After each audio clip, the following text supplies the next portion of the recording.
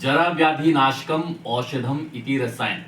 जी हाँ, जैसे कि आपने सुना कि जरा व्याधि नाशकम, जरा यानी कि बुढ़ापा, जरा जन्य व्याधियां, बुढ़ापे में जितनी भी व्याधियां होती हैं उनका नाश करने वाला, व्याधियों को नाश करने वाला, किसी भी उम्र में कोई भी व्याधि है, कोई भी रोग है, कोई भी डिजीज है, उसको खत्म करने वाला। कैसे खत्म करेगा? इम्यूनिटी को इंक्रीज करके। तो ये मैं जो बता रहा हूं ये रसायन की परिभाषा है। जैसे कि आप मित्रों सुनते हैं कि च्यवनप्राश रसायन, श्रेष्ठ च्यवनप्राश रसायन। तो आज मैं च्यवनप्राश रसायन पे ही जो है वो मैं बात करने वाला हूं। अत्यंत प्रसन्नता है और ये आपके साथ साझा करते हुए मुझे भी खुशी हो रही है। नमस्कार, मैं वैद्य अभिषेक ठाकुर। जैसा कि आपने हाल ही के दिनों में देखा कि वैद्य नैन्सी और उनकी समस्त जो टीम है उन्होंने एक श्रेष्ठ च्यवनप्राश रसायन जो है वो बनाया है और उसमें बहुत सारी जड़ी बूटियां जो हैं वो उन्होंने खेतों में उगाई थी। कुछ जड़ी बूटियां उन्होंने स्वयं संग्रहित की हैं, उनका कुछ जड़ी बूटियों को उन्होंने हार्वेस्ट किया है। तो उन सबको मिला के जो है वो च्यवनप्राश बनाया, जिसमें कि उन्होंने बहुत अल्टीमेट प्योर फॉर्म में सारा लोकल कलेक्ट करके जो है वो घी डाला है, शहद डाला है, तेल भी जो है वो लोकल कोहलू से निकाल के जो है वो उसमें डाला है। तो ऐसा एक श्रेष्ठ रसायन तैयार किया है जिसे हम च्यवनप्राश कहते हैं।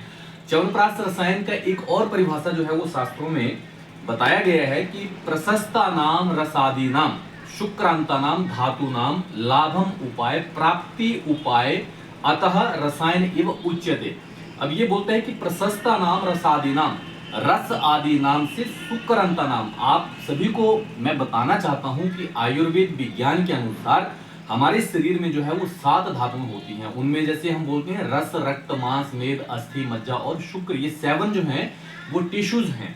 ठीक है, तो इनको रस से लेके शुक्र धातु तक, ठीक है, जब हम इन धातुओं में हमने जो है वो इनका नरिशिंग करनी है, इनमें अगर कोई रोग व्यापक हो गया है तो उसको हमने शांत करना है, उसको हमने बड़ा धातुओं को हमने पोटेंट बनाना है, अच्छा बनाना है, जो हमारे जीवन के लिए, हमारे शरीर के लिए जो है वो स्वास्थ्यवर्धक है। तो ऐसे रसायन का जब हम सेवन करते हैं उसे रसायन कहते हैं। और मेरे हाथ में ये श्रेष्ठ जो है वो च्यवनप्राश रसायन है जो वैद्य नैन्सी और उनकी टीम ने जो है वो बनाया है। तो ये देखिए, मैं थोड़ा सा निवेदन करूंगा, इसको आप थोड़ा सा नजदीक से दिखाएं। ये च्यवनप्राश रसायन है, बिल्कुल फ्रेश फॉर्म में है और ये देखिए इसकी कलर, टेक्सचर, कंसिस्टेंसी और ये लेह जो है वो बहुत ही प्यारा है। और मैं आपको ये भी बताना चाहता हूँ कि बहुत सारे लोगों का ऐसे क्वेरीज आती है कि डॉक्टर साहब हमें जो है च्यवनप्राश लेना चाहिए, नहीं लेना चाहिए। मैंने आपको एक 2 श्लोकों में सब कुछ इसका कंक्लूड बता दिया है। कुछ लोग कहते हैं कि हमें शुगर है, हम ले सकते हैं या नहीं ले सकते हैं। एक और डाउट आपका क्लियर करना चाहता हूं कि ये श्रेष्ठ जो च्यवनप्राश रसायन का मुख्य जो घटक द्रव्य है वो है आंवला। और शास्त्रोक्त मैं बात करूंगा केवल और केवल शास्त्रोक्त औषधि द्रव्य की। तो हमारे शास्त्रों में, निघंटुओं में जो है वो वर्णित है एक निशाक्तादि कषाय टैबलेट या निशाक्तादि कषाय जो है वो शुगर के लिए, मधुमेह के लिए, प्रमेह के लिए उसका प्रमुख जो घटक द्रव्य है वो आंवला है। आंवला रहता है, इसमें भी आंवला है। आंवला को थोड़ा सा स्वादिष्ट बनाने के लिए उसमें जो है वो शर्करा मिश्रण किया जाता है ताकि वो आंवला की खटाई आप वैसे जीभ से टच भी नहीं कर सकते हैं उसको, अदरवाइज अगर वो किया जाए, आप लेना उसको खाना चाहें, इसलिए इसको च्यवनप्राश का जो है वो नाम दिया जाता है। और ये शुगर पेशेंट भी इसको उचित मात्रा में ले सकते हैं, बच्चे इसको ले सकते हैं, बूढ़े लोग इसको ले सकते हैं। कुछ लोग हमें पूछते हैं कि डॉक्टर साहब इसमें बहुत सारी जड़ी बूटियां हैं जो गर्म होती हैं, तो हमारी तासीर गर्म है, हम इसे नहीं ले सकते हैं, या ऐसा है। ऐसा भी बिल्कुल भी भ्रांति ना पालिए। इसमें जो है वो 56 औषधि द्रव्य चरक संहिता के अकॉर्डिंग जो है वो पड़े होते हैं। उसमें से बहुत सारे ऐसे द्रव्य हैं, 10 मूल के द्रव्य हैं जो आपके तीनों दोषों को न्यूट्रलाइज करता है, सम करता है, ना बढ़ाता है ना कम करता है। अगर बड़े हैं तो उन्हें कम करता है, अगर वो बहुत ही क्षीण हो गए हैं तो उन्हें बिल्कुल साम्य अवस्था में लाता है। और ऐसा इसमें कोई भी चीज नहीं है जो कि लोग ऐसा सोचें कि हमारा जो है वो पित्त बढ़ जाएगा, हमारा कफ कम हो जाएगा, हमारा वात ऐसा हो जाएगा। तो ये भ्रांति छोड़ दें। ये चरक, आचार्य चरक में केवल एकमात्र रसायन ऐसा कहा हुआ है जिसे कोई भी व्यक्ति ले सकता है। हाँ, ये जरूर है, आप अपने चिकित्सक से परामर्श लें, वैद्य नैन्सी से परामर्श लें, हमसे परामर्श लें, जहां भी आप ये लेना चाहते हैं परामर्श लें और उसके बाद जो है वो इसका वो सेवन करें। शास्त्रोक्त जो इसकी मात्रा है वो एक पल बताई है। एक पल का मतलब होता है 48 ग्राम।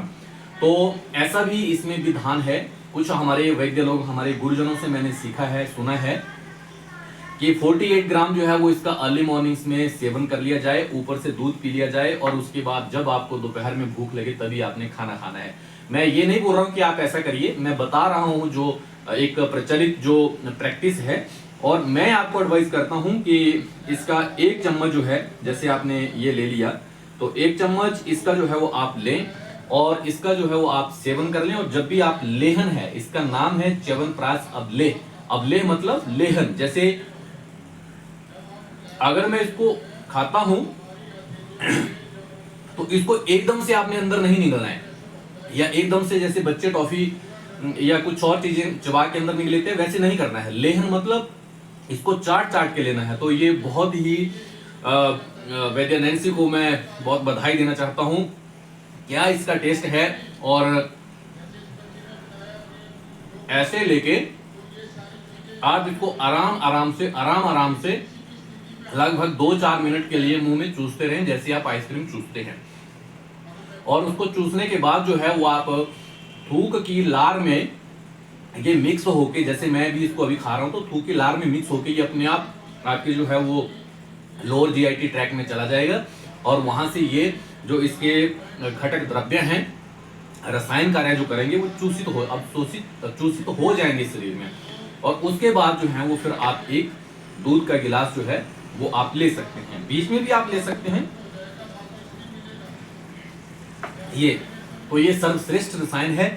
आज वीडियो बनाने का मकसद यही है कि एक विशुद्ध और ऑथेंटिकेटेड आयुर्वेद के प्रति जो भ्रांतियां लोगों में है, मैं उसे दूर करना चाहता था।